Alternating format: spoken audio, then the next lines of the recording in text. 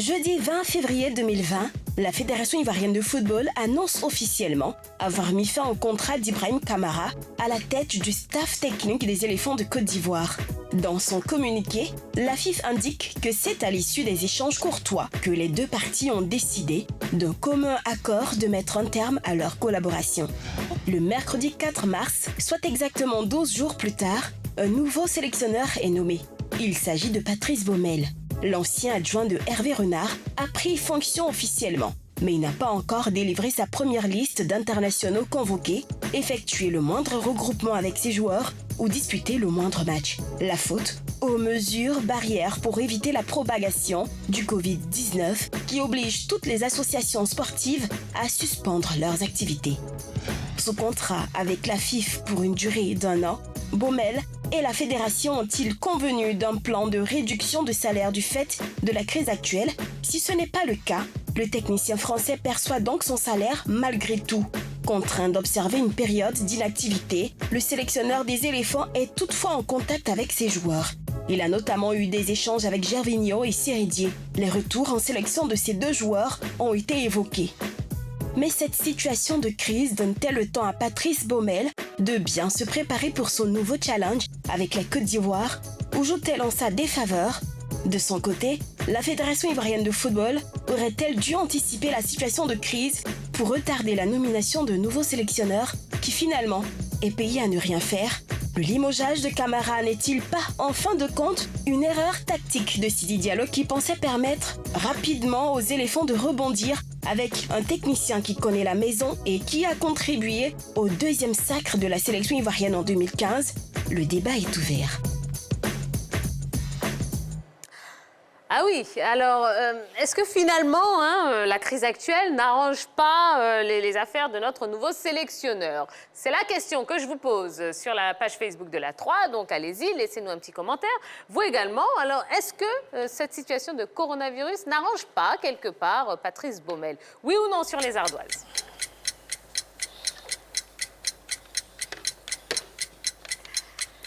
Allez, on y va, on lève les ardoises. Alors, Jojo. Alors, oui, j'ai 2 oui, 2 non.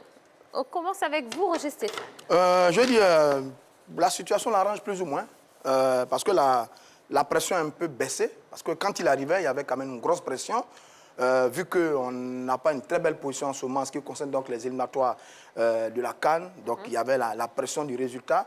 Et puis, il arrivait un peu dans un, on va dire, contexte de crise, parce qu'il y avait l'affaire Kamara qui faisait grand bruit. Oui. Donc là, tout s'est un peu calmé. On a le sentiment que tout a été remis à plat. Donc, il y a moins de pression, il y a moins de bruit. Et puis, bien entendu, il a le temps d'asseoir sa stratégie, de peaufiner sa méthode de travail, de continuer ses prises de contact, d'observer les joueurs quand les activités vont reprendre, et puis surtout d'écouter les Ivoiriens. Parce que nous, on est très, très passionnés concernant notre équipe nationale. Mais il le sait déjà, pour avoir été avec Hervé Renard. Mais là, il était adjoint. Aujourd'hui, il est le grand patron. Donc, il a le temps de bien écouter dans les couloirs, dans les coulisses, le public sportif ivoirien pour savoir exactement qu'est-ce qu'il doit faire et où il doit mener notre équipe nationale. Parce qu'un échec c'est lui qui a le pouvoir décisionnaire. Donc, est-ce que finalement, ce que nous, simples citoyens, nous disons, est-ce que ça a un impact sur ces décisions?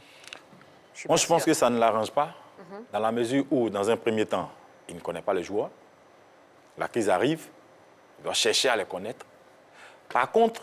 Enfin, il ne connaît pas les joueurs, il était quand même adjoint. Il était quand même adjoint de... Un adjoint et puis un entraîneur principal, ça fait 2 choses. Quand tu es adjoint, tu donnes tes idées à ton entraîneur principal. Il n'est pas obligé de les prendre en compte. Quand tu es principal, c'est toi qui décides. C'est quoi tu dis, j'ai choisi tel joueur, j'ai choisi tel joueur. Mais vous disiez il n'y a pas longtemps, 90%. J'arrive, oui. Tu proposes, tu discutes avec ton entraîneur principal. Il n'est pas obligé d'accepter. Il accepte parce que vous allez travailler ensemble. Mais quand tu es entraîneur principal, ton agent peut te proposer, puis tu lui dis, écoute, je préfère prendre Tia au lieu de prendre Christelle, parce qu'avec Tia, mon discours passe facilement. C'est 2 choses. La deuxième chose, on doit jouer contre une équipe qui a été montée de toutes pièces par un sélectionneur. Aujourd'hui, même dans la crise, ce même sélectionneur continue de travailler avec son équipe parce qu'il a déjà son effectif.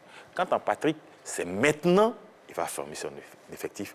Or, si on avait gardé Camara, aujourd'hui, qui connaissait mieux les joueurs, puisque son contrat finissait en juin, il allait conduire la sélection et arrivé au terme de son contrat, on allait le juger et puis prendre un autre sélectionneur. Aujourd'hui, Patrick arrive, il est obligé de colmater des brèches, prendre des joueurs ceci et là. Mais aujourd'hui, les joueurs, personne n'est en activité.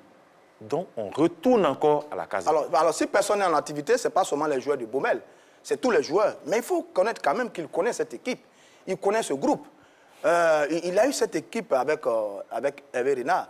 Il a travaillé avec ce groupe, il a donné, on connaît le résultat qu'il a eu. Et d'ailleurs, quand il revient, il est en train de mobiliser les troupes. Il fait appel à certains joueurs dont il a besoin par rapport à la suite de son travail. Donc, ce n'est pas tout à fait juste de dire qu'il ne connaît pas le groupe. Non, je pense que Baumel connaît parfaitement l'environnement et les joueurs ivoiriens. Une réaction sur la page Facebook de la 3. Effectivement, il y a Samba Delagny Samuel qui nous dit sur la page « Patrice Baumel était avec les éléphants pendant le règne de Renard. De ce fait, il a une idée des joueurs ivoiriens. Ensuite, lorsqu'un sélectionneur prend une équipe nationale, il s'assoit avec la fédération qui a la liste de tous les joueurs capables de porter le maillot ivoirien. Donc, pas de problème réel car toutes les sélections également sont hors compétition ou activité. Pardon. Alors, cette crise permet quand même à Patrice Baumel de gagner du temps oui, ça lui laisse du temps pour bien se préparer finalement, Yellow. Ça lui laisse le temps de bien se préparer, mais c'est aussi un piège parce qu'on le jugera aussi par rapport à ce moment de latence-là. Est-ce que les résultats qu'il produira seront à la hauteur de ce moment de réflexion-là? Parce qu'il ne faudrait pas que tu sois en confinement, tu déposes, ou de moins tu disposes une tactique bien ficelée et qu'à la reprise des compétitions, on n'ait pas de résultats. À quoi on s'attend? Donc, pour moi, c'est bien, mais il y a aussi un piège là-dedans. Il y a un piège là-dedans parce que les joueurs qu'il veut, est-ce qu'ils seront à 100%? Il y a ça aussi, il y a le confinement. Est-ce que pendant le confinement, ces joueurs ont travaillé? Est-ce que pendant le confinement, est-ce qu'à la reprise, ces joueurs qu'il est en train de rappeler de gauche à droite, mais pourquoi chaque fois, on veut toujours repartir à zéro? On prend un sélectionneur, laissons-le arriver au terme de son contrat. Aujourd'hui, Camara était là, il a une liste de joueurs, il les connaît mieux. Il aurait dû demander à certains de faire des efforts parce que si Tia ne se comporte pas bien, il y a Christelle qui va automatiquement prendre la place de Tia parce que j'ai donné le même programme aux deux. Mais aujourd'hui, Patrick Baumel se met dans une situation qui est... Non, ce n'est pas lui, c'est la situation qui le confine. C'est ce que je dis. Mais aujourd'hui, les résultats, quand il ne fait pas de bons résultats, c'est qui? Ce n'est pas le confinement. C'est Patrick Baumel. Voilà la réalité. Voilà la réalité. Dans tous les cas. Par contre, l'équipe contre laquelle on va jouer, le gars, le sélectionneur, il a son groupe, il a son noyau. Aujourd'hui, il ne juge que par ces joueurs-là. Patrick Baumel va reprendre un autre discours. Je ne sais pas si vous comprenez un peu. Il va reprendre un autre discours. Il va convaincre d'autres joueurs de revenir à la sélection. Ce qui n'est pas d'avoir gagné au départ. Monsieur Yancian, quand on vous écoute parler, on a l'impression que vous trouvez que le limogeage d'Ibrahim Camara était une erreur tactique. Une erreur tactique, vraiment. Parce qu'on a combien de mois du mois de juin? Il faut le laisser finir, ou bien le faire asseoir, parler avec lui 4 sur table, laisser aller au terme de son contrat. Et puis après, puisque la fédération elle-même doit partir, on prend Patrick Baumel, quels que soient les résultats qu'il va faire. C'est-à-dire que, coach, regardez le contexte du limogeage de Camara. Parce que parler de mauvais casting, il est venu à la tête de la sélection en 2017. Oui. Il a joué 21 matchs pour 13 victoires. Je parle de Camara. Oui. Il a été régulièrement critiqué sur ses choix. Oui. Nous tous d'ailleurs. Oui. Ensuite, la mauvaise qualité du jeu des éléphants de Côte d'Ivoire, qu'on avait tous constaté. Okay. La mauvaise Coupe d'Afrique des Nations en 2019. Il y a eu un très bon match, c'était le dernier face à l'Algérie, mais tout le reste, c'était pas très bien. Et puis, les résultats inquiétants par rapport aux éliminatoires de la CAN. On est 3e de notre poule, après avoir perdu un match et gagné un match, face à des équipes, d'ailleurs, de petites nations, notamment l'Éthiopie, de petites nations de football. Et puis, il y avait les divergences que Camara avait avec la Fédération ivoirienne de football sur certaines décisions. Donc, à un certain moment, il fallait prendre une décision, elle a été prise. Camara est parti. On ne va plus faire le débat, dans tous les cas, ça a été fait. Et quand Camara part, personne ne pouvait prévoir que la crise actuelle allait avoir l'ampleur qu'elle a en ce moment. Parce que Camara est limogé le 20 février, Baumel est appelé le 4 mars, l'arrêt des activités, c'est le 16 mars, et puis après, tout s'enchaîne, on a la situation qu'on a. Donc, parler de mauvais casting de la fédération, non, mais la fédération était obligée de gérer un problème qui était là, et c'était le cas Camara. Il fallait passer à autre chose. Voilà pourquoi on a pensé à Baumel. Bon, alors on va recentrer un petit peu le débat, hein, parce qu'on n'est pas là pour faire ni le procès de Baumel, ni de la fédération. Moi, je pense que Baumel, oui, sincèrement, la crise ne l'arrange pas. D'accord. Sincèrement. Parce qu'il aurait dû voir beaucoup de joueurs en situation de jeu. Ça allait lui permettre d'avoir une idée nette de certains joueurs qu'il allait prendre ou pas. Mais aujourd'hui, avec cette crise-là, vraiment, Alors, il y a un autre point à prendre en considération, c'est aussi le fait que, même si les joueurs ne jouent pas, Patrice Baumel continue d'être payé. Et là, je me tourne vers vous. Je sais que c'est un sujet que vous portez à bout de bras. Hein. C'est un combat que vous portez à bout de bras. Il est payé alors que finalement, il ne se passe rien. Mais c'est ça aussi la difficulté. C'est ce que j'ai expliqué tout à l'heure. Il a signé un contrat. Dans son contrat, il doit être payé chaque fin du mois. Il y a la crise. Maintenant, la fédération d'appeler Baumel, échanger avec lui pour lui dire, bon, écoute, on t'a pris tel jour, voilà que la crise est arrivée, et puis Baumel n'a même pas fait 10 jours. Vous pensez qu'on devrait faire comme avec les acteurs du championnat, c'est-à-dire négocier une réduction salariale? Négocier une réduction salariale avec lui. Ça se négocie, ça ne s'impose pas. Le problème qu'on a avec nos dirigeants, ils veulent imposer. Non, ça se négocie.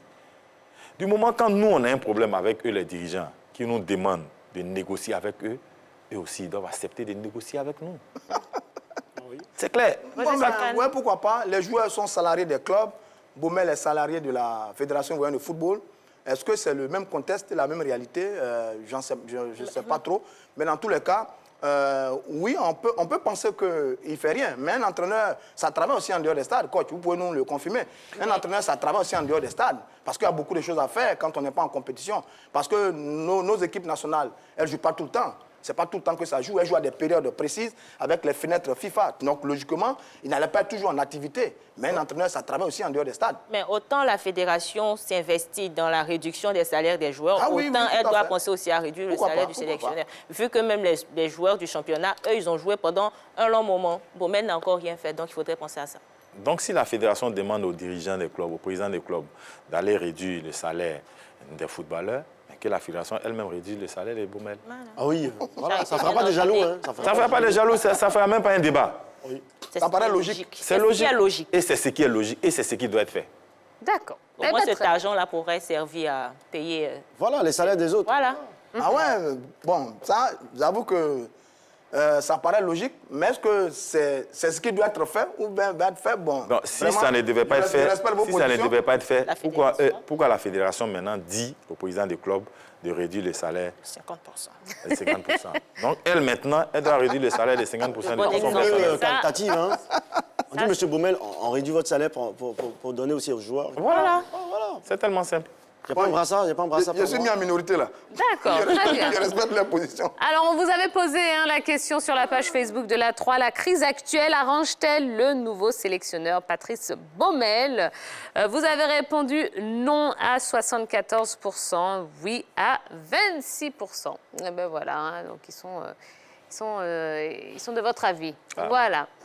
Yellow, on va vous remercier. Hein, vous avez été au top, comme d'habitude. Et puis, vous allez céder votre place à Henri Jo, qui arrive pour la rubrique suivante. C'est le Niaga des supporters.